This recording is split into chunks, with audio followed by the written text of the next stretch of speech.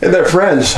Dave Paulides, CanAm Missing Project, copyrighted edition of our video channel, the CanAm Missing Project. This is the executive producer of the show. She got a promotion. Her name is Huck. We're kind of in a disagreement right now. She wants to unionize the staff. There's going to be a revolt. But she's a good girl. Yeah, she's a good girl. Yeah, she's a good girl. Yeah, she's a good girl. So this is a missing person segment. And we're going to get right into it, I think. Appreciate you being here. And we've had a blistering summer here in Montana. And there's no let up in sight, which is unusual. Usually we go maybe 10 days, 2 weeks max. We're going into this now 3 weeks. I know it is hot, Huck. You don't like it. Huck does not like the heat. And we had some friends up from Colorado. They actually left a day early because it was so hot. So anyhow, for what that's worth. Just recently, we've had a series of disappearances in Tenerife, we've talked about in the past. We've had some other disappearances in Texas, and we just recently had a young man found in Corpus Christi, which I will talk about at some point in the future. I've done a video about him originally, but he was just found under very unusual circumstances. We'll talk about that. Okay, Huck, you want to go outside? Okay, here we go. Thank you.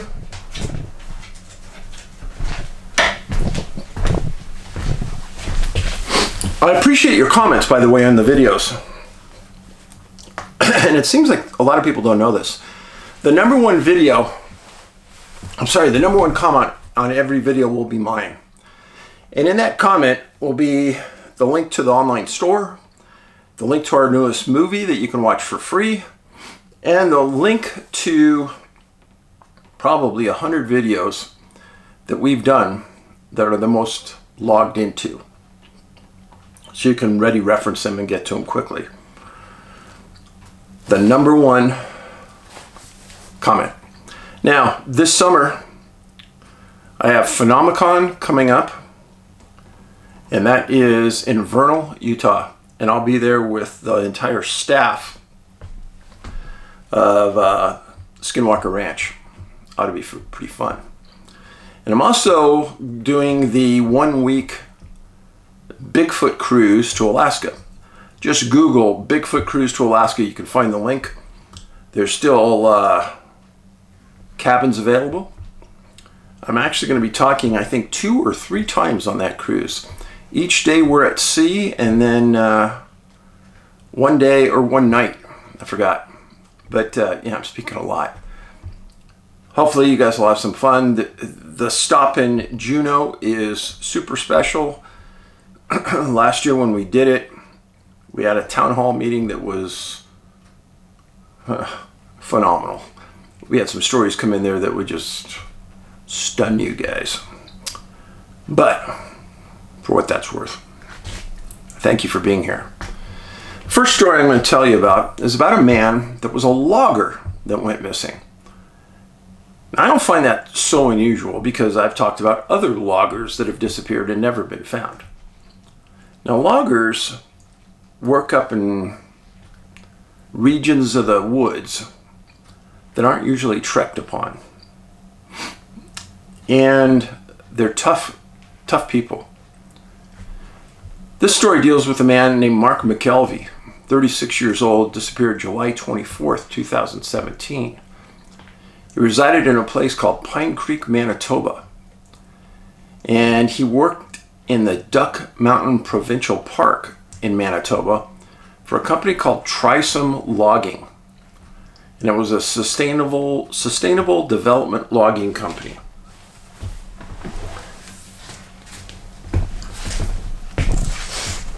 Here is Duck Mountain Provincial Park right here.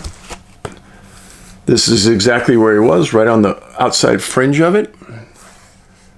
Just to give you some reference, here's Russell, Manitoba, Grandview, Duck Mountain Provincial, Timberton. Kind of get the feeling. All this area is very wild. Lots of water in here. This is Mark. Mark was a very healthy young man, 36 years old. He worked for Trisome Logging for 7 years. Long-term employee, very trusted. Now, I don't know how many people out there, in fact, let's pause for a second and talk about this. How many of you have ever been stung by a bee? Okay. How many of you have ever been stung by a yellow jacket? I don't think I have. But let's talk about yellow jackets for a minute. Many people have been stung by bees and received little or no swelling or reaction. Other people get stung by a yellow jacket and the response is huge. And why do I tell you this? Because here at our house, Angie got stung by a yellow jacket, had to go to the doctor because it swelled up so big on her arm. Now, the yellow jacket sting is entirely different than a bumblebee. And just in the last month, I've heard of several people getting stung by yellow jackets up here that had to go to the hospital and get an injection. Now, if you're way out in the woods and you get stung by a couple of these, there's almost a guarantee you're going to get a big reaction.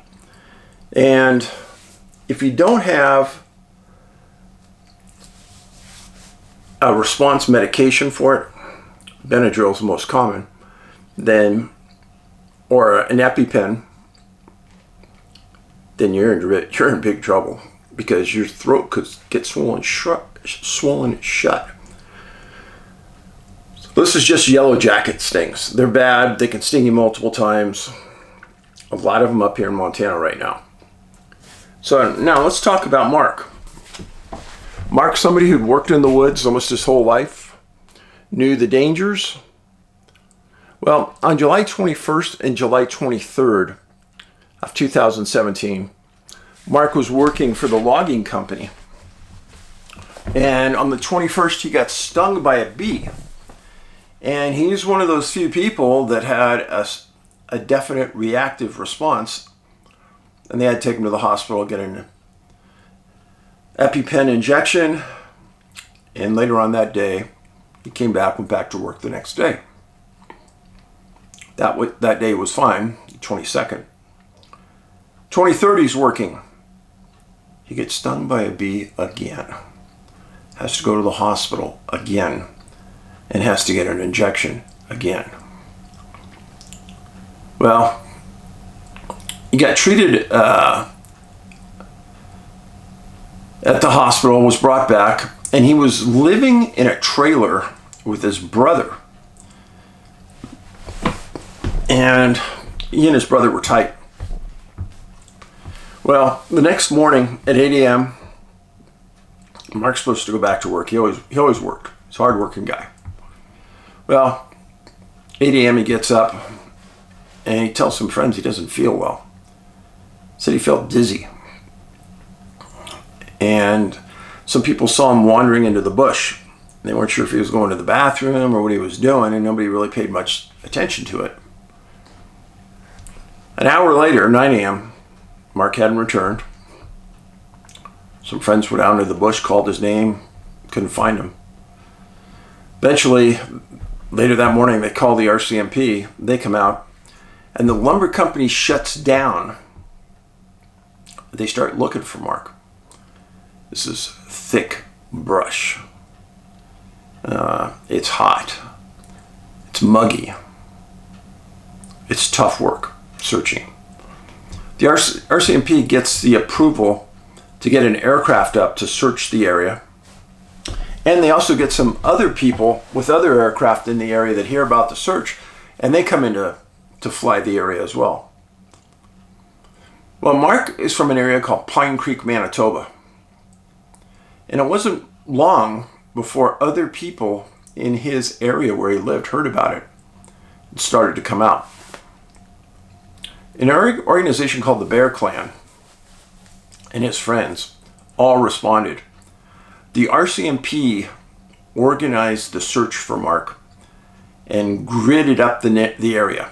Essentially, you take a map out, you put rectangles or squares around, and each group was responsible for searching each square rectangle. And you search it in a systematic way.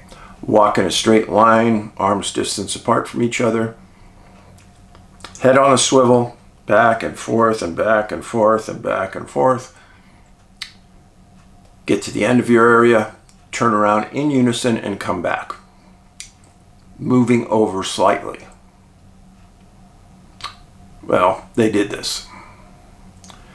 One of the first searches the RCMP did, they never stated how far, but they stated not far from Mark's camper, they found his hat and sunglasses that was stuffed in a tree hole.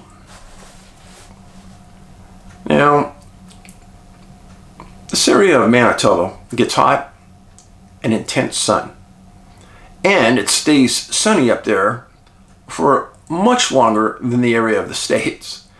I know up here in northern Canada, we see the sun in the summertime. It starts at about 4:30 in the morning and sets at 10:30 at night. So we don't have a lot of darkness during the summer. That's why things grow really well up here. Well, they found the sunglasses and they thought that's odd because Mark should have been wearing his sunglasses. But they didn't find anything else. Family members and locals showed up every day. One thing that the family said was that 48 hours after Mark disappeared and 2 days of searching by the logging company's employees, the logging company called off their own personal search and started logging again. And the beef with the logging company is that the family didn't think that they dedicated enough time searching for Mark. Now, their search, RCMP search, kept going, and they kept looking, and they kept pushing out further and further and further. Then the family said that they were irate at the RCMP because they wouldn't bring in search dogs to search. Now, I would have a beef with that.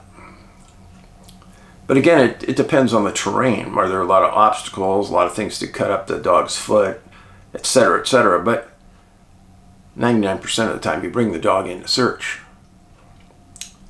Well, they didn't. And they refused once the family asked. That's very odd. If you have the canines available, why wouldn't you search for them? Well, the family continued on searching, went on for several weeks. A year later, news organizations went back to the family. They asked if anything was new. They said no. If the searches were going on, they said they weren't continuous, but every once in a while, friends and family go into the bush and search. Well, Mark McKelvie was never found. And the vast majority of loggers that disappeared, they are never found. Now, I have had some extremely strange stories from loggers when I was up in Hoopa, up in the Northern California area. Many people turned me on to the loggers and said, yeah, they got some strange stories. And it's in the book, Hoopa Project and Tribal Bigfoot.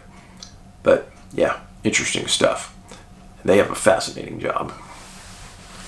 So, lastly, Mark McKelvie, never found, Manitoba. Next case. I try to not give you a ton of cases that deal with elderly people that may have dementia. There's thousands of these cases, but I try not to deluge you with those. But here's the fascinating part about the elder people.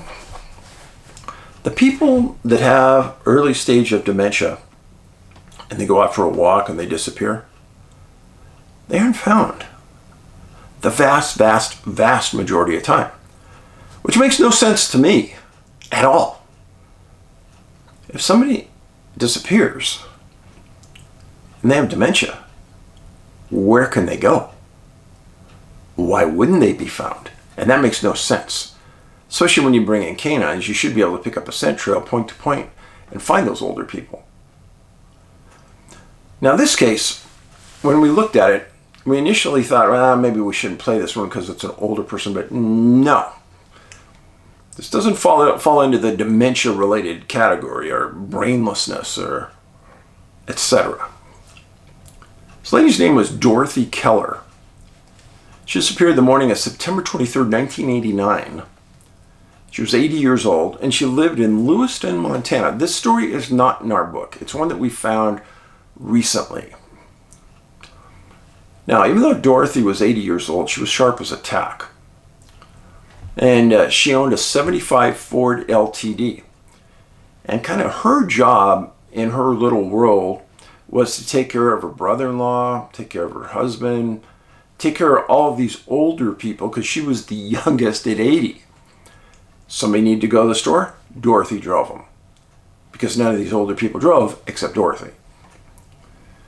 Now, on September 23rd, Dorothy was the driver for her brother-in-law, Irvin Smith, who was 92 years old.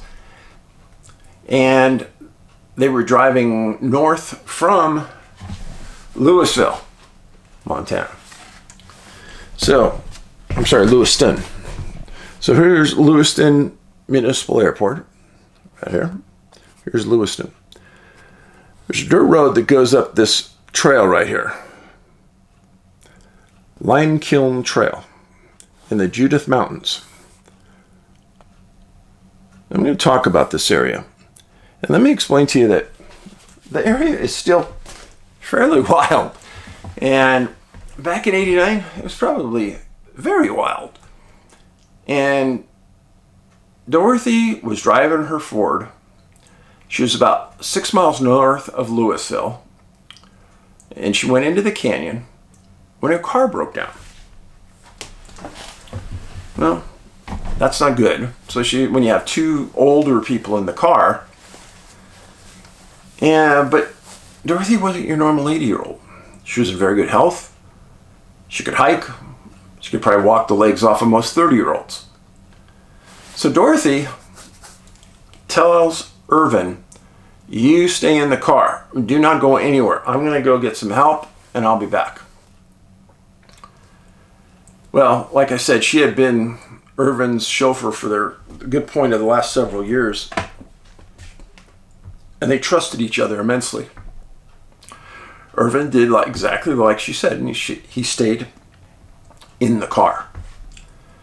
Well, about 3 p.m., a school teacher from Louisville named Gail McIntyre and her daughter were riding dirt bikes, and they came across Dorothy's car with Irvin sitting in the front seat. A very odd sight out in the middle of the woods, in the middle of nowhere. Well, Gail, being the good person she was, she pulled up to the car on her dirt bike, and she says, hi there, can I help you guys? And Irvin said that the car broke down, and the driver, Dorothy, was out walking looking for help. And Gail says, well, we just came back from about 8 miles away on the road. We didn't see anybody. But let us go back the other way and see if we find her. And she took off, went back the other way, rode up 8 miles with her daughter, came back and said, no, we didn't see her. And Irvin said, well, she hadn't been back. So Gail says that she was going to go to her house and call the sheriff. And she left. And at 4 o'clock that afternoon, the Fergus County Sheriff's Office deputy arrived and met Irvin still sitting in the car. Irvin explained exactly what I've told you. And the deputy tells him, okay, you wait here. I'm going to drive up to the end of the canyon, see if I see anything, and I'll be back. So he drives around. He gets more deputies to help too. And they each drive a different road in and around the canyon looking for Dorothy. Well, it had been a couple hours now that she was gone. They found one person, a resident in the area, who said that they saw somebody that matched the description that they gave them of Dorothy, walking about 3/4 of a mile from the car. And they said that they didn't wave them down, they didn't stop, they just drove on. But they thought it was an odd sight. So deputies called in a few other deputies, and they went into that area and they started looking seriously hard for Dorothy. They didn't find her. By 10 p.m. that night, it was snowing heavily.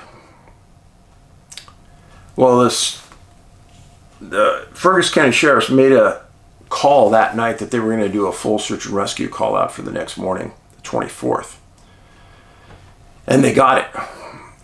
7 tracking canines showed up. A helicopter was dispatched that flew the skies the whole day looking for Dorothy. They had somewhere between 25 and 50 ground pounders working the canyon area, with the majority of those within 2 miles of where Dorothy was last seen 3/4 of a mile from the car. Now, one of the deputies on the night of the 23rd, before it started snowing, gave Irvin a ride back to Louisville in his home. And at that point, the residents, his friends and relatives of Dorothy made the decision that they were going to go up into the canyon as well and start searching. Well, this continued on. The dogs weren't picking up any scent trail. The helicopter wasn't seeing anything unusual, so the deputies decided to do something else. They decide that they're going to contact every resident in that canyon by knocking on their door and asking them if they saw anything unusual. Were they harboring somebody that needed help? Etc., etc. Well, this took a couple days, but they eventually got to everybody, and nobody had seen anything other than this one person. They also asked these people to search their yards and their property to make sure that nobody passed out, died, etc., etc. there. What they got out of this were more searchers who were concerned about Dorothy. On September 25th, 5 searching canines showed up, ranchers in the area, and Dorothy's friends and Irvin's friends responded from the valley and from Lewiston. The Fergus County Sheriff normally does not have a lot of search and rescues. They don't have a huge sheriff's department. And this event really stripped them of resources for 2 weeks. On these small sheriff's departments up here in Montana, one huge search and rescue could wipe out their budget for months. That's just the way it is up here. Some sheriff's departments only have 5 or 6 deputies. And if you commit 3 or 4 of them to search for somebody for 2 or 3 days because there's no search and rescue available, you have to pay them overtime.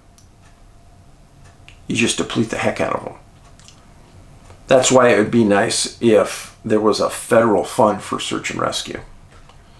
But I don't see that coming anytime soon. But I think that would be a great idea.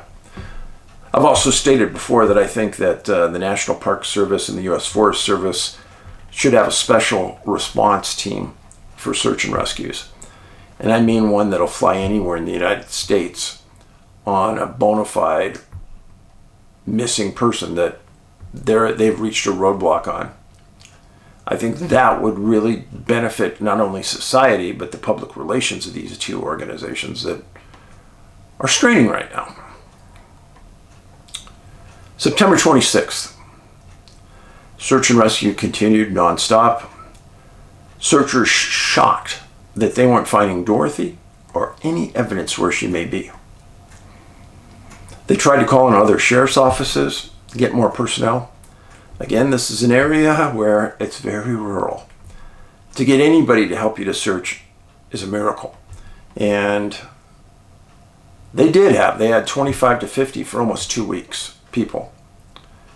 Now, search and rescue continued on until October 7th. It's 2 weeks.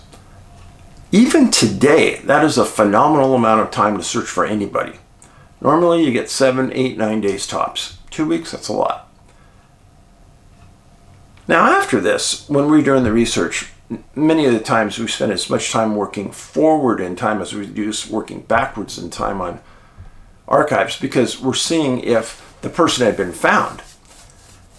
And my gut told me, well, Dorothy should be found. Older person, probably wouldn't have gotten off the road. Where'd she go? Where did she go? But as I just told you earlier, there's a lot of older people that are never found. A lot. And I'm not saying just the older people with dementia. I'll go right back to the show called Vanishes that's on Amazon. You can watch through the History Channel on Amazon. That I did. It was a 2-hour special. In that case, there was a 60-plus-year-old man who disappeared on the side of Mount Shasta. He was with a retired American Airlines pilot and another individual. And they said, Dave, there was no place between the last place we saw Carl and the top of the mountain. And there were no crevasses. And the head of California State Search and Rescue on that event, I interviewed him for the show. He said, Dave, there's only one choice. Well, actually, there's a couple of choices. He either went into the mountain, he went up in the air off the mountain, because, Dave, he's not on the mountain. His name was Grizz Adams. Carl was in his mid-60s. In the years since then, he's never been found, even though thousands of people have climbed that mountain. They've never found any of his climbing supplies, backpack, canteen, nothing. Now, folks, that's literally, I would say, impossible. Unless somehow he was jettisoned off. And there is no way to jettison off that mountain from where he disappeared, because we were there. So, older people and disappearances. Now, Dorothy Keller, point of separation. When she stepped away from Irvin in that car, that fit. Point of separation. They brought in search and rescue people and looked for tracks. They didn't find any tracks. They brought in a total of 13 different search dogs. No scent trail. There is one other missing 411 case about 10 miles from this. It's in the missing 411 Montana book. This case is not in the Montana book because we just found it. But it's also interesting that when we find new cases, we tend to go to the State Missing Persons Bureau for that area and look up if there's any other details we missed. Well, it's fascinating because almost every case that's over 20 years old is not on any missing state's logs. It's very, very rare, as is this case. It's not on the logs.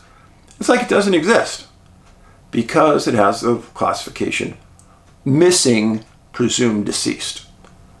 Once you're presumed dead, nobody's looking for you. Now, the other profile point on this is weather, because after Dorothy vanished that night, it started snowing. Well, that wiped out any tracks. But snowing's a mixed bag because it also makes tracks stick out once you start walking in the snow. But they didn't have that benefit. Well, that's the two stories for today. Mark McKelvey and Dorothy Keller. And many people have asked about this book, Missing 411, A Sobering Coincidence. One of our top sellers. You can get it at our store, NA, like North America, nabigfootsearch.com. And if you go to our webpage, CanAm, like Canadian American, canammissing.com, you can read all up about missing people, profile points, etc. And we usually have an up-to-date list of where I'm going to be speaking in the future. So thanks for being here. Continue to comment. Please make sure you're subscribed. That's a big deal, subscription. So many people are being forcibly unsubscribed. It's unbelievable. Please make sure you're subscribed. Be safe. Safe travels. Paulides out.